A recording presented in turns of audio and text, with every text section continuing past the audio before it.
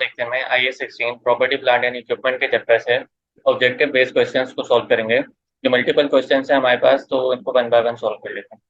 Question one है, an entity purchase a property 15 years ago at a cost of rupees 100,000 and have been depreciating it at a rate of 2% per annum on straight line basis। तो 100,000 की हमने एक property purchase की थी 15 साल पहले, और उसको 2% पर एनम के हिसाब से हर साल उस पर हम डेप्रिशिएट करते हुए आ रहे हैं। अब क्या हुआ, the entity has had the property professionally revalued at rupees 500,000, और अब जाके वो प्रॉपर्टी जो है वो 500,000 से रिवैल्यूड हो गई है।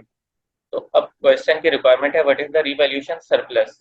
ठीक है, that will be recorded in the financial statement in respect of this property. तो अब हमें पता है कि रिवैल्यूड अमाउंट दी हुई है हमें। इस रिवैल्यूड अमाउंट को हम कंपेयर कराते हैं बुक वैल्यू से। बुक वैल्यू या कैरी अमाउंट कुछ भी बोल सकते हैं। तो अगर हमारे पास बुक वैल्यू है, उसको हम कंपेयर कराएंगे रिवैल्यूड अमाउंट से, तो डिफरेंस हमारे पास या तो रिवैल्यूएशन सरप्लस का आ रहा होगा या रिवैल्यूएशन लॉस आ रहा होगा हमारे पास। तो इस क्वेश्चन में हमसे रिक्वायरमेंट रिवैल्यूएशन सरप्लस की है। इसका मतलब है कि रिवैल्यूएशन सरप्लस ही आ रहा है। तो हमने क्या किया, रिवैल्यूड अमाउंट को कंपेयर कराना होता है बुक वैल्यू से, ताकि डिफरेंस पता चले कि हमारी बुक वैल्यू से प्रॉपर्टी की वैल्यू कहाँ तक जाके पहुंची है। अब बुक वैल्यू फाइंड करने के लिए बुक वैल्यू किस तरीके से आती है, कॉस्ट में से जब एक्यूमुलेटेड डेप्रिसिएशन को माइनस कर देते हैं तो हमारे पास बुक वैल्यू आ जाती है।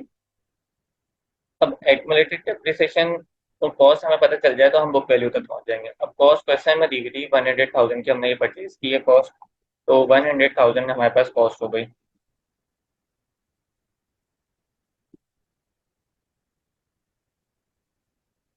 कॉस्ट हमें पता चल गई। अब एक्यूमुलेटेड डेप्रिसिएशन फाइंड कर लेते हैं। एक्यूमुलेटेड डेप्रिसिएशन क्यों फाइंड कर रहे हैं, क्योंकि हमने बुक वैल्यू तक पहुंचना है। तो उस इस कॉस्ट में से जितनी भी अभी तक की डेप्रिसिएशन है, उसको टोटल डेप्रिसिएशन को माइनस कर देंगे तो हम बुक वैल्यू तक पहुंच जाएंगे। डेप्रिसिएशन किस तरीके से आएगी, 100,000 जो कि हमारे पास कॉस्ट है, उसको 2% से मल्टीप्लाई कराएंगे तो depreciation expense for the year आ जाएगा। ये चीज हमें क्या ला के दे देगी, एक साल की depreciation. Cost into rate multiply कराते हैं तो depreciation expense for the year आ गया। इसको फिर 15 ईयर से मल्टीप्लाई करा देंगे तो डेप्रिसिएशन एक्सपेंस हमारे पास 15 ईयर्स का मतलब टोटल एक्यूमुलेटेड डेप्रिसिएशन हमारे पास आ जाएगी अमाउंट। तो इसको सॉल्व कर लेते हैं। 100,000 को 2% से मल्टीप्लाई कराएंगे तो depreciation expense for the year आएगा। इसको 15 से मल्टीप्लाई कराएंगे तो एक्यूमुलेटेड डेप्रिसिएशन टोटल 15 ईयर्स की आ जाएगी हमारे पास। अब हमारे पास एक्यूमुलेटेड डेप्रिसिएशन आ गई, तो कॉस्ट में से माइनस कर देते हैं 30,000 मतलब एक्यूमुलेटेड डेप्रिसिएशन को, तो ताकि हमारे पास बुक वैल्यू आ जाए। अब इस बुक वैल्यू को हमने कंपेयर कराना है रिकवर ये रीवैल्यूड अमाउंट से। तो रीवैल्यूड अमाउंट हमारे पास दी हुई थी क्वेश्चन में 500,000 की। अब एक 70,000 वाला एसेट उठ के उसकी रिवैल्यूड अमाउंट हमारे पास आ गई 500,000। तो जो डिफरेंस आ रहा है, मतलब 4,30,000 से हमारे एसेट की वैल्यू बढ़ रही है। एक 70,000 में हमारे पास बुक्स में पड़ा हुआ था, उसकी रिवैल्यूड अमाउंट हमारे पास आ गई 500,000 की। तो 70,000 से कितना इंक्रीज हुआ, 4,30,000 का इंक्रीज हुआ। तो यही अमाउंट हमसे रिक्वायर्ड थी क्वेश्चन में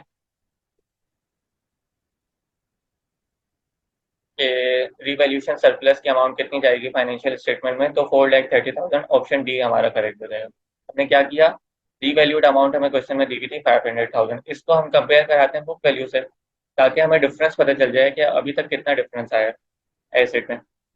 तो बुक वैल्यू फाइंड करने के लिए हमें कॉस्ट में से एक्यूमुलेटेड डेप्रिसिएशन माइनस करनी पड़ी ताकि हम बुक वैल्यू तक पहुंचे। बुक वैल्यू को हमने कंपेयर कराया 500,000 से, तो 4,30,000 से इंक्रीज हुआ है एसेट। तो revolution surplus 4,30,000 option D correct हो जाएगा। नेक्स्ट क्वेश्चन को देखते हैं।